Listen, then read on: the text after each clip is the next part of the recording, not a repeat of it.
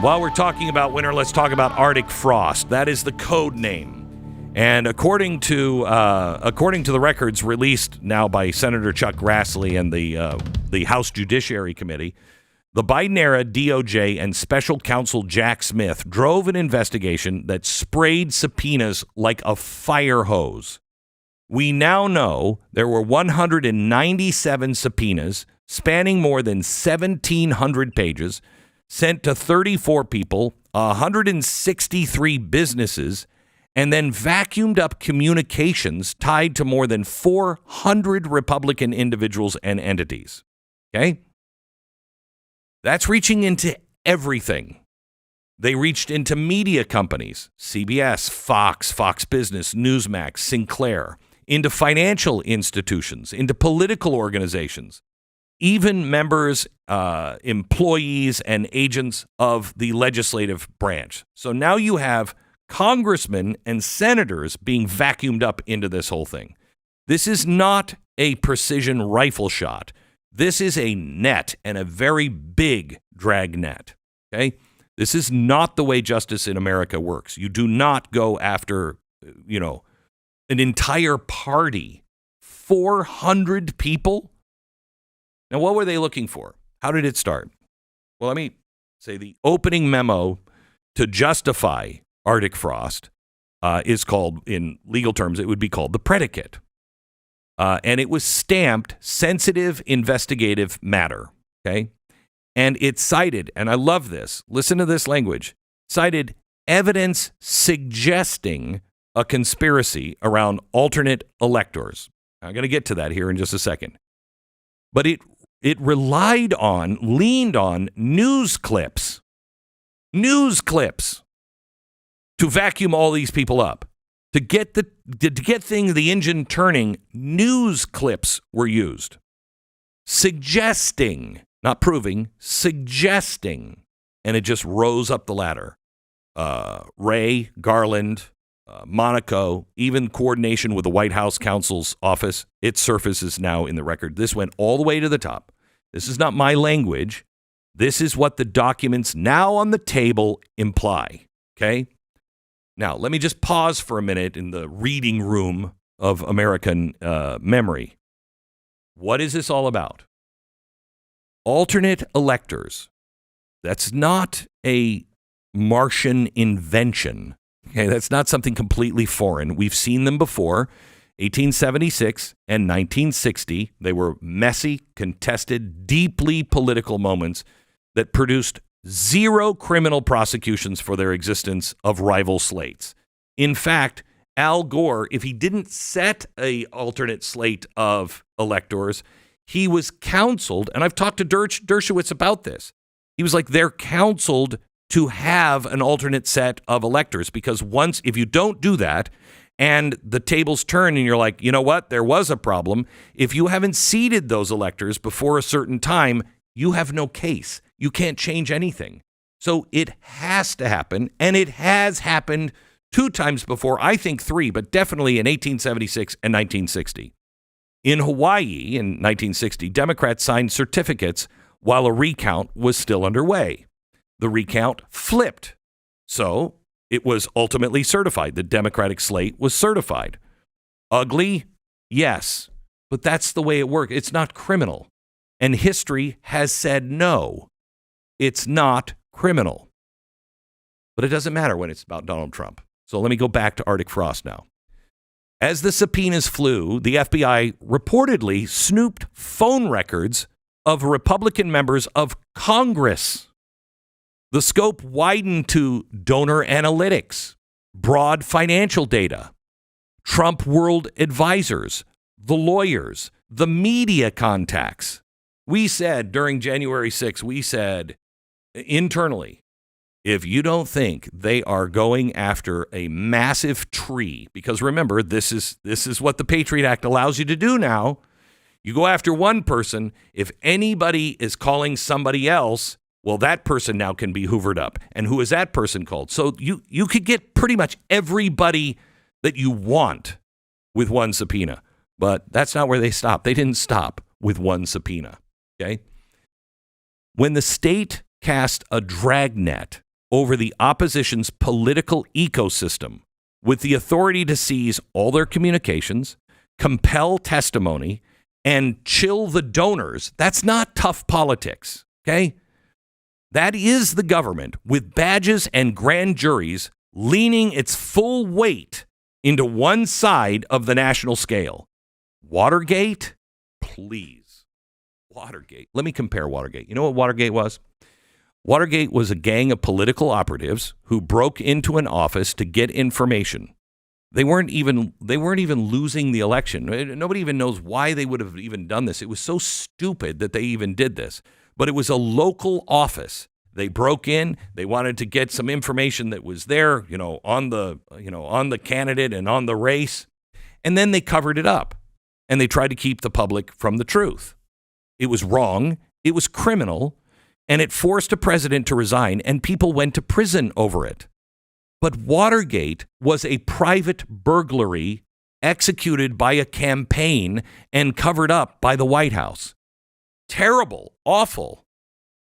That's not the DOJ blanketing the opposing party's entire world with federal subpoenas while citing news hits as the predicate. Do you see the difference?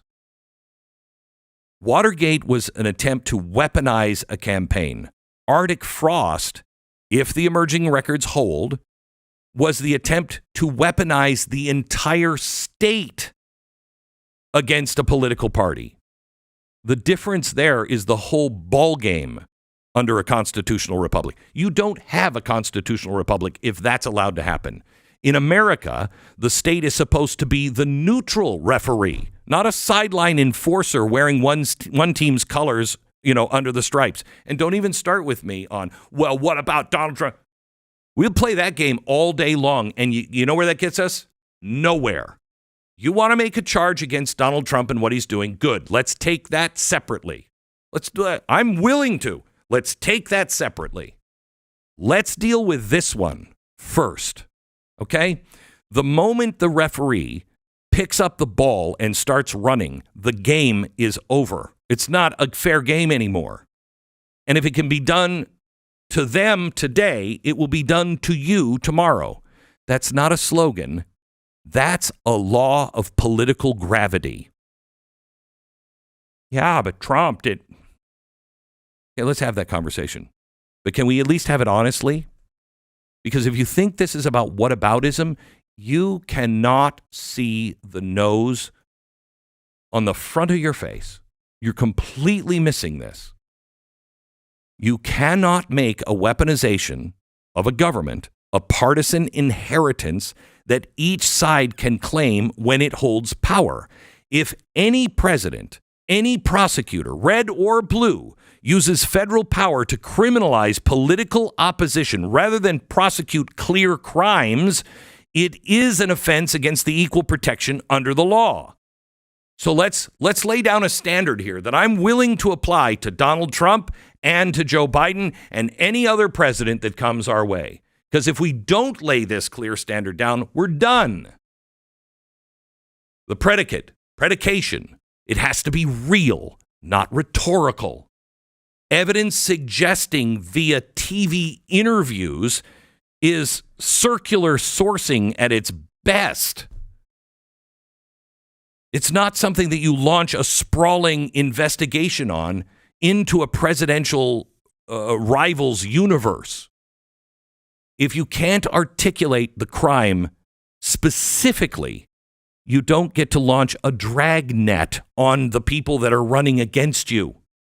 The scope has to be narrow and tied exactly to the alleged crime, not a sweep through media organizations and donor records and opposition infrastructure under vague theories that come from TV reports. Journalism, political advocacy, fundraising, all of those things are protected activities. Separation from the White House also must be unmistakable. If the White House's counsel's office is coordinating device transfers into an investigation of its chief political rival, alarm should clang in every corridor of every main justice hall. everywhere. The alarm, the klaxon should be going off right now. Also, historic practice matters. If prior episodes, by the way, this is all thrown out by the Supreme Court, so you know, okay? Nothing there.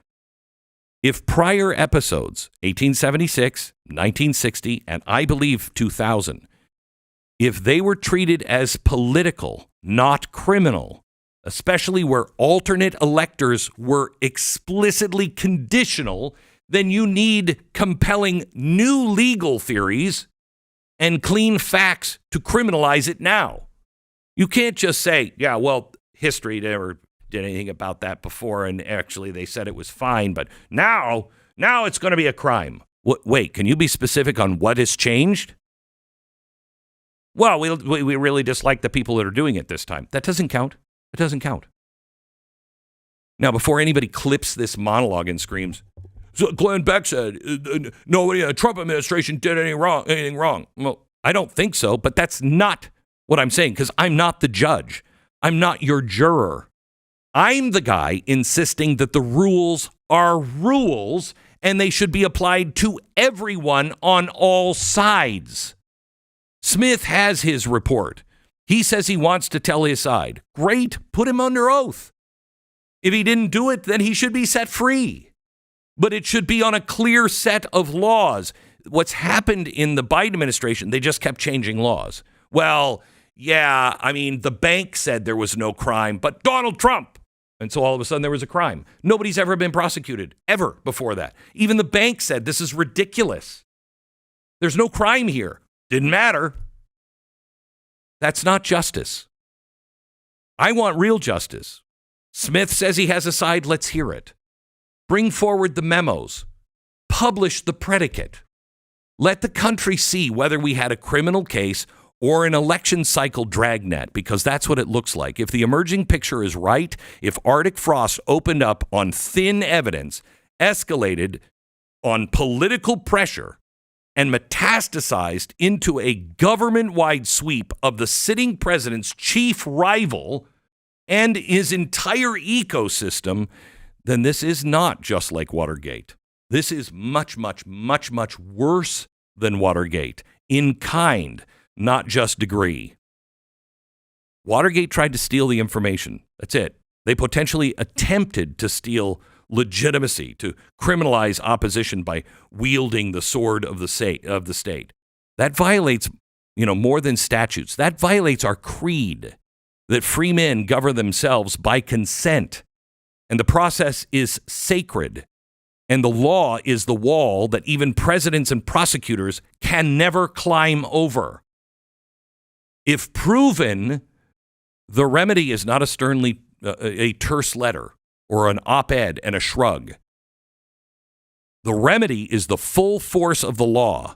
Inspector General referrals, special counsels where appropriate, prosecution where crimes are clear, statutory reforms to bar this from ever happening again, from press clippings being your predicate. Bright lines need to be drawn. Protections for the press, for donors, and legislators in political cases. Sunlight, all the sunlight on how this began, who approved it, and why no one in the administration said stop. And to my friends say, well, Trump is doing the same thing. I hear you. I don't agree with you, but I hear you. Why don't we codify the guardrails right now? So when emotions are high and temptations are strong, the republic doesn't survive by trusting that our guys will be angels. It survives on the chains on power, everyone's power. When you hold a founding sermon in your hand, when you read the ink of Washington, scratched in the margin notes of James Madison, you discover that America's miracle wasn't that we selected saints. It's that we built a system where even the sinners are fenced in by law. That's the process. When justice is blind to banners and bumper stickers and political parties, that's when America is America. Arctic frost, if the record stands, it took a blowtorch to that fence. So the choice is really simple. Retreat into teams, each side cheering for its prosecutors and its dragnet, Or you can do the harder, nobler thing, just like our founders did, and insist that the same rules that bind all power, especially when it's aimed at people we dislike, are enforced. That's how you keep a republic. That's how you make sure there's not a second Watergate. Because we learned the lesson the first time. But did we? Because if we haven't, if we don't learn it this time, then by God, we are done. The story of America is not a story of who got whom. It's a story of a people who refuse to let the government become a weapon. And if that spirit still lives in us, then this cold wind called Arctic frost will pass and the Constitution will withstand because you stood for equal justice, for due process, for truth that doesn't bend to politics. And that is how we relight the torch of America.